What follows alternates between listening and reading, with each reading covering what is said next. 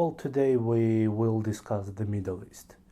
Things are heating up in the region, especially following the recent attack by Israeli forces on Iran's consulate in Damascus. Well, the timing of the attack is obviously interesting as it fits into the wider, I would say, chaos across the entire region, from the Mediterranean to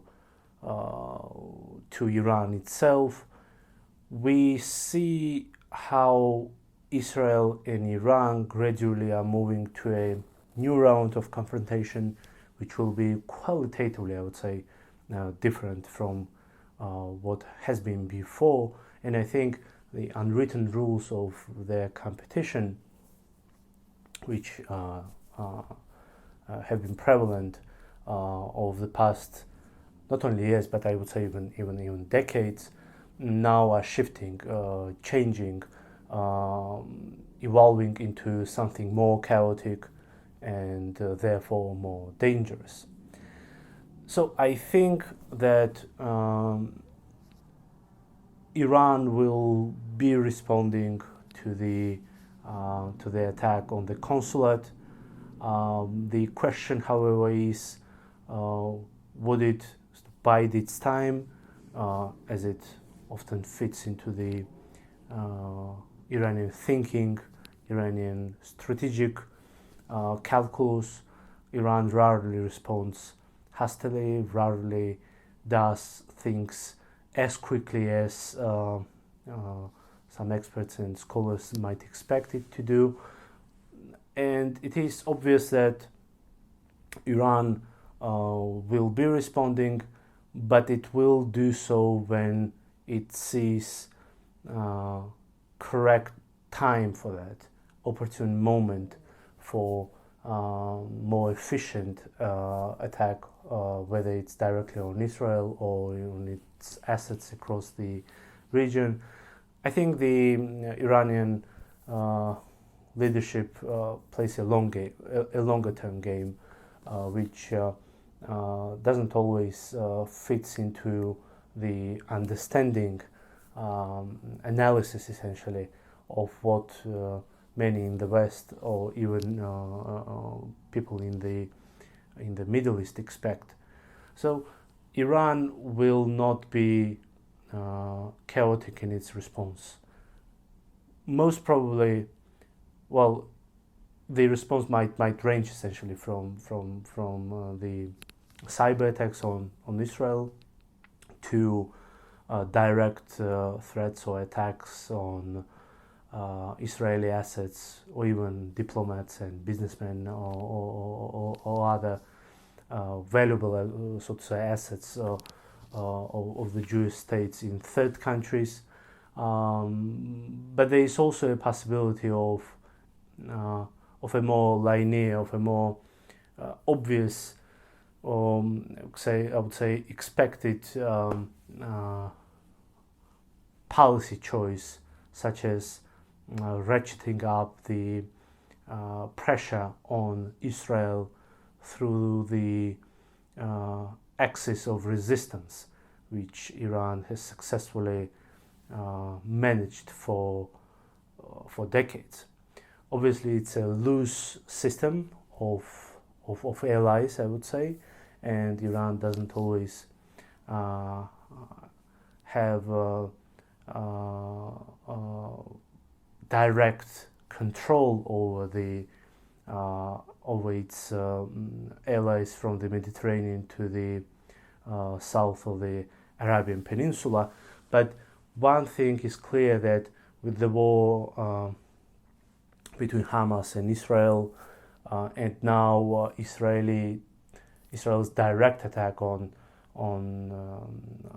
Iran's diplomatic mission in a third country, Tehran will probably, or I would say could opt for Hezbollah, Hamas, Houthis and others to intensify their pressure on Israel, either by essentially directly attacking the country, or through Houthis intensifying attacks on the maritime shipping, Hezbollah threatening at times Israel, but still falling short of directly engaging the Jewish state, or Hamas still holding its ground in the south of Gaza Strip, and perhaps even Iran, maybe even directly somehow threatening Israel with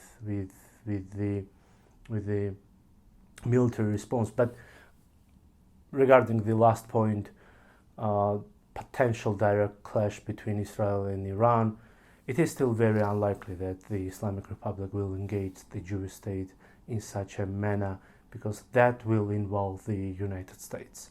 That will involve greater powers in the war, and Iran might not be able to hold the ground and to actually win in this potential confrontation, because the US will have to respond and will probably side with Israel on that. But one thing is clear with this: if you look at the broader perspective of what's happening in the Middle East, we see that with the intensifying confrontation between Israel and Iran, which will play out over the next weeks, months, and perhaps even years, we see how the region now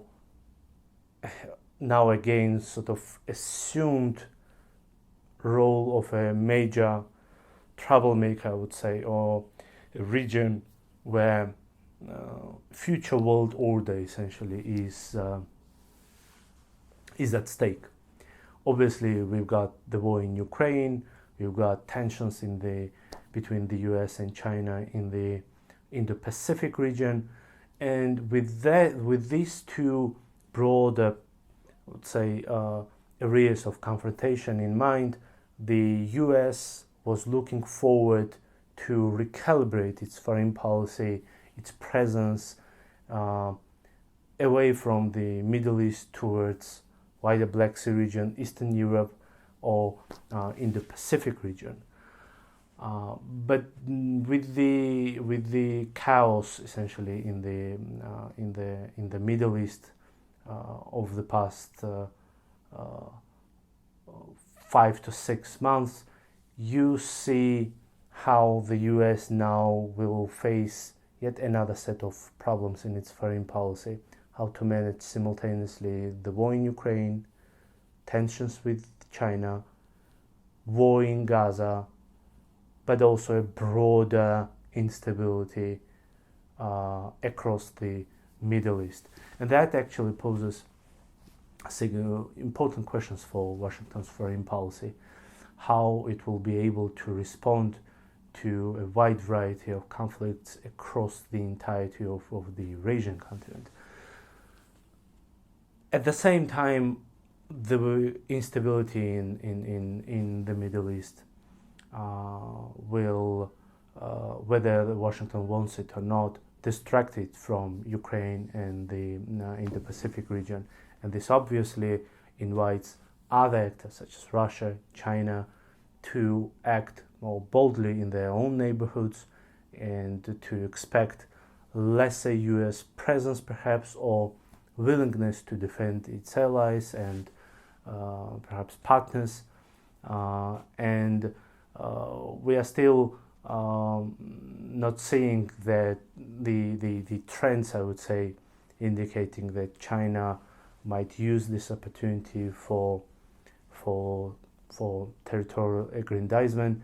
But one thing is clear, that with those conflicts in very different regions, very distant from each other regions, obviously Eurasian continent is becoming more fractured, and you see how the US will be having more troubles in managing various regions in a way that it would fit its own interests.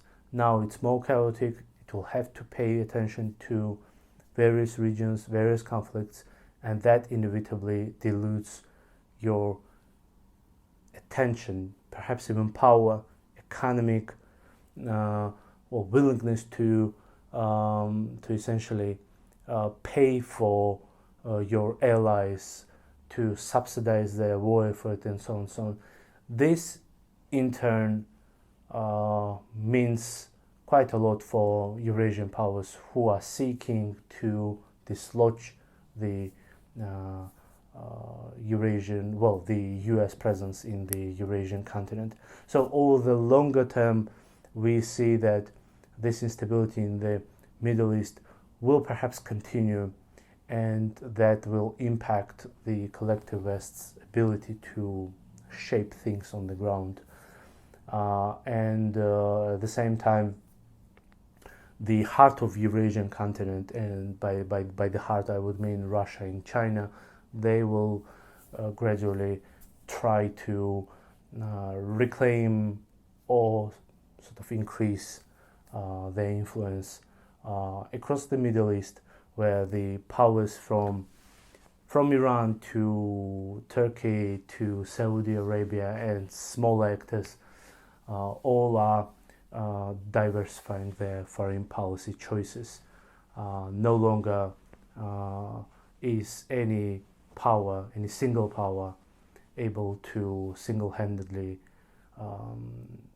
control, influence the entire Middle East.